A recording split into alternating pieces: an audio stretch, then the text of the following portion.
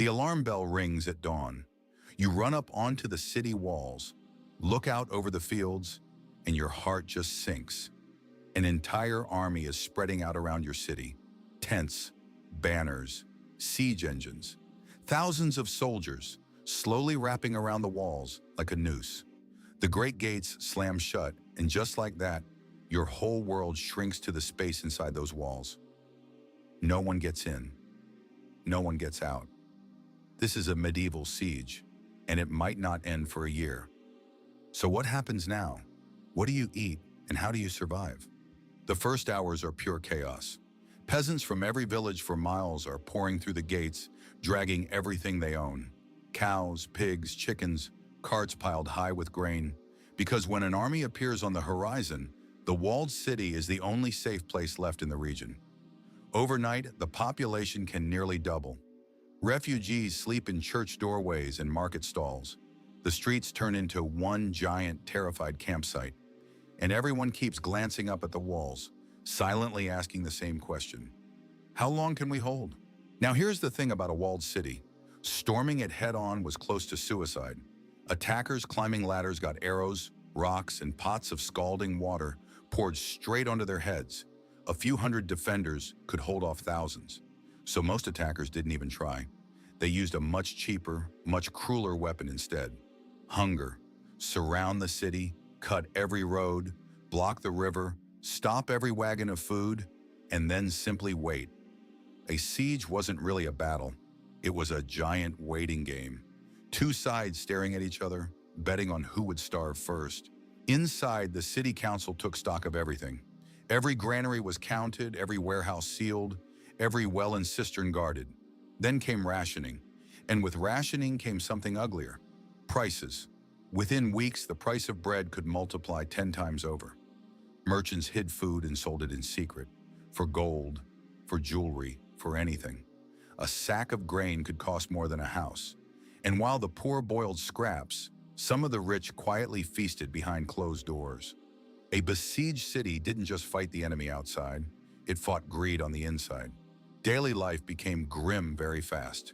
Families crammed 10 to a room, refugees packed into churches, animals wandering the streets. The city toilets and gutters were built for half as many people, so the waste piled up horrifyingly fast. The smell of a besieged city was, by every account, unforgettable. And then there was the boredom. Endless, crushing boredom. Men played dice on doorsteps for hours. People prayed. And rumors flew through the streets faster than any arrow. The enemy is leaving. The enemy is attacking tonight. A relief army is coming. Nobody ever knew what was true, but nobody sat idle, because a siege gave every citizen a job. The city militia stood watch on the walls in shifts, day and night. Blacksmiths hammered from morning till dark. Women fletched arrows by the thousand. Children hauled stones up the stairs to the battlements. And over the gates were special openings in the ceiling, murder holes, where defenders kept water and sand heated and ready. Boiling oil looks great in the movies, but oil was expensive. Scalding water and red-hot sand worked just fine. Meanwhile, the enemy outside was building monsters, giant catapults and trebuchets that hurled stones the size of barrels, smashing into walls and crashing through rooftops, day and night.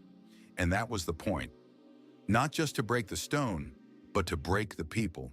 No one sleeps well when the ground shakes every hour. And it got darker than that. Besiegers sometimes loaded their catapults with rotting animal carcasses and flung them over the walls to spread stench, sickness, and pure fear. It was psychological warfare, medieval style. And yet the deadliest enemy in any siege carried no sword at all. Disease. Tens of thousands of people crammed together, dirty water, waste everywhere. It was the perfect storm. Dysentery, which medieval people grimly called the bloody flux, could tear through a city in weeks. And here is the twist. It hit the besiegers camped outside in their own filth just as hard. In many sieges, sickness killed far more men on both sides than any weapon ever did. In the end, a siege was really a race. Not army against army, but everyone against disease. As the months dragged on, the hunger got serious. The bread ran out. People ate the rats. They boiled leather belts and shoes just to have something to chew. Then came the hardest day, the day they ate the horses. And at the siege of Calais, it got darker still. To stretch the food, the city pushed out everyone who could not fight.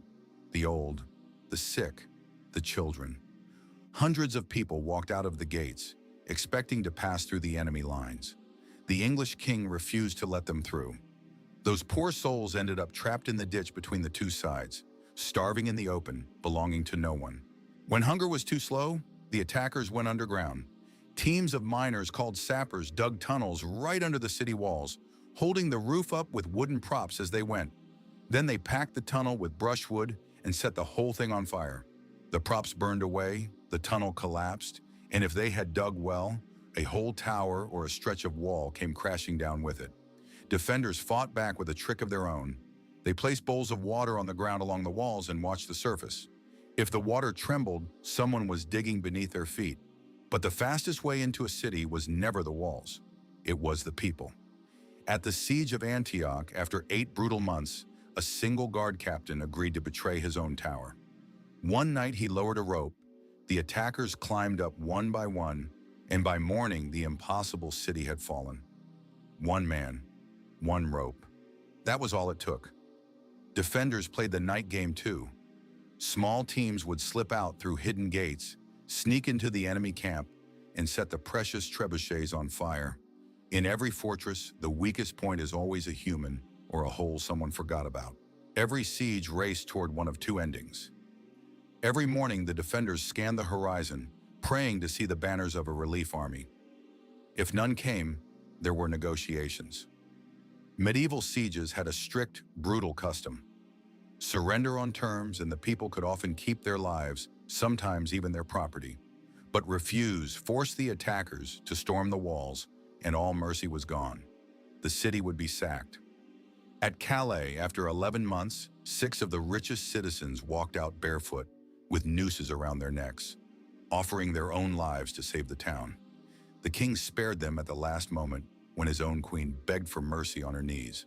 When the gates finally opened, the survivors who walked out were often little more than shadows, thin, sick, half-starved ghosts of a once proud city. Then the rebuilding began. Walls were patched, wells were scrubbed, granaries slowly refilled. And walled cities kept working like this for 1,000 years until one invention ended the game forever: cannon. In 1453, the mighty triple walls of Constantinople, which had stopped every army for 1,000 years, were smashed open by giant guns in less than 2 months. The age of walls was over. So what was life in a besieged city really like? It was 1% battle and 99% everything else: hunger, boredom, sickness, fear, and prices. The real enemies were an empty bowl, a dirty cup of water, a greedy merchant, and time itself, slowly grinding everyone down. So the next time you walk through an old city and see a piece of its ancient wall, remember, its greatest battles were not fought with swords on the battlements. They were fought quietly, in the stomach and in the mind. It may have been the quietest kind of war there has ever been.